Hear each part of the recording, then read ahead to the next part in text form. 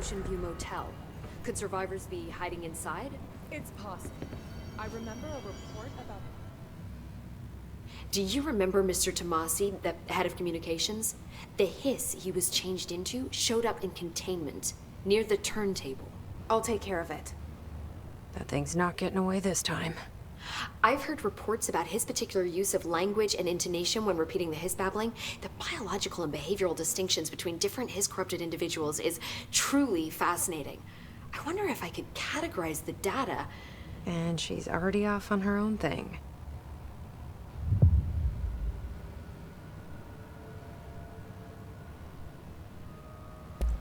Well, I've got a bureau to run. See you soon. Yes, ma'am, Director Faden. Please, Emily. Not even as a joke. Could survivors be hiding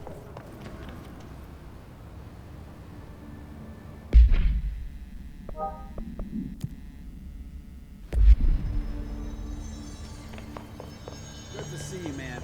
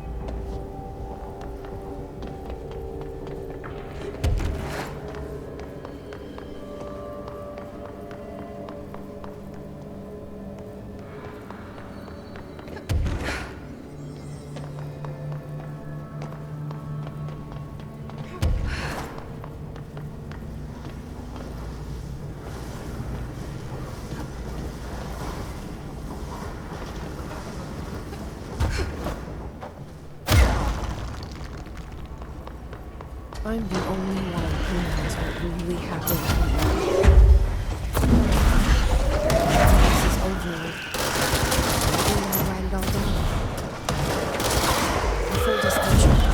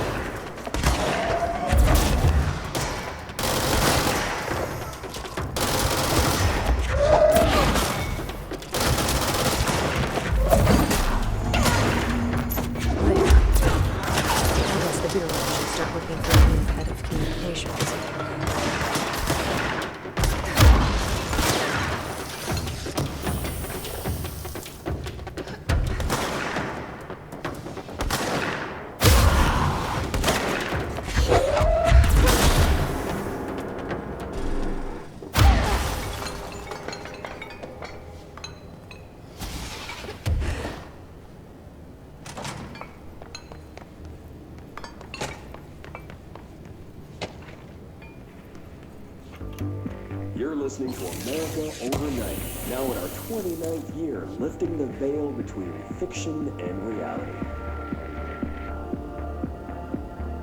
Thank you for staying up with us. I've been getting a lot of calls about this meteor in Sterling, Colorado. There are reports of a large spherical container that crash-landed in a field outside town. Some government people reportedly took it away. Now, we happen to broadcast from Colorado, and Sterling isn't far. I drove down myself to check it out with members of the America Overnight team. I don't need to tell you, it wasn't long before we found pieces of metal debris scattered in a field. Listeners, this is yet another instance of an unidentified flying object, or UFO, entering our airspace and crashing. That the government took away the evidence under cover of darkness only compounds the fact that these are more than likely visitors from beyond our planet, or dare I say, solar system. Head on over to our website to see pictures of the spacecraft pieces we uncovered. And while you're doing that, our sponsors would like your ear. America Overnight will be right back.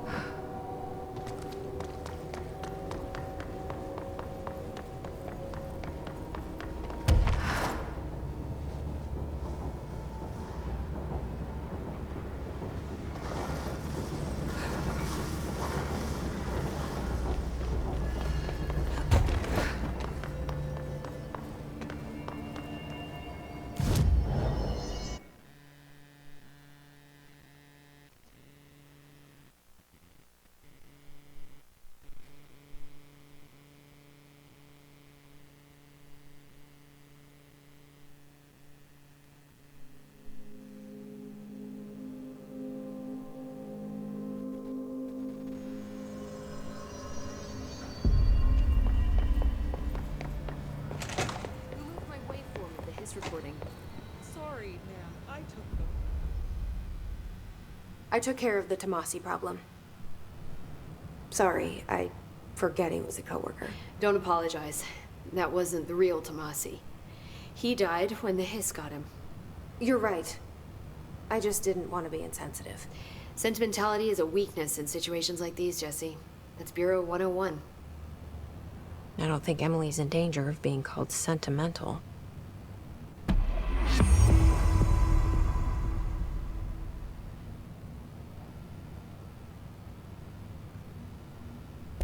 How do you feel about me taking over as director? You act like it just happened. You've been director since we first met, remember? I am still thrilled. Nothing's changed. Not for me. But the Bureau has changed. Trench and Darling are gone. Their knowledge, anything not written down, disappeared with them. They knew the Bureau better than anyone. They're the Bureau's past, Emily. We won't operate like they did. We'll learn from their mistakes. We'll be better than they ever were. We won't ever be like them. When the hiss got into my head, I saw some weird things. I think Darling even spoke to me. Does that make any sense to you? Empirically, no, but phantom voices as well as hallucinatory states are not uncommon here. And considering the forces that Dr. Darling was working with, he could have been transferred to a different plane of consciousness, physically or otherwise. And that doesn't upset you? Oh, very. And the fact that he hid those forces from me, it's infuriating. But Darling's dream was always to look beyond our reality. This time he may have taken a step too far, but as long as his consciousness can perceive his surroundings, I'm sure he's loving it. Maybe Darling was just trying to protect you from the darker side of his work. Fuck that. I'm not a child. Like, don't just assume I'm going to consider something morally repugnant. Which it all was. Which it all was, of course.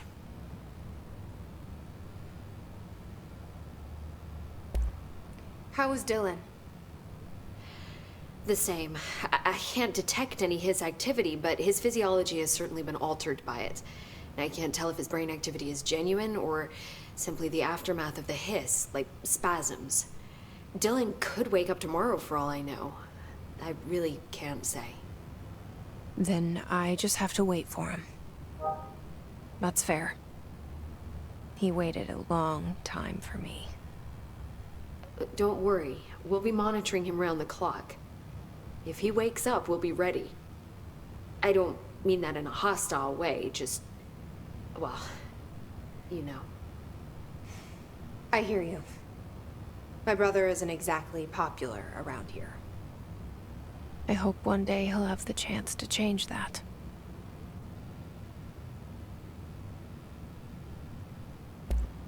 So, there was a moment after Hedron died that I couldn't feel my powers.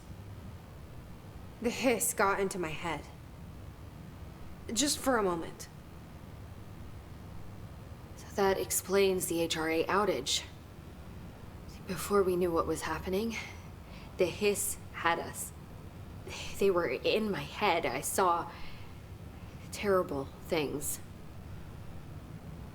I mean, I was about to go under forever when the hiss was pushed back. The HRAs had come back on.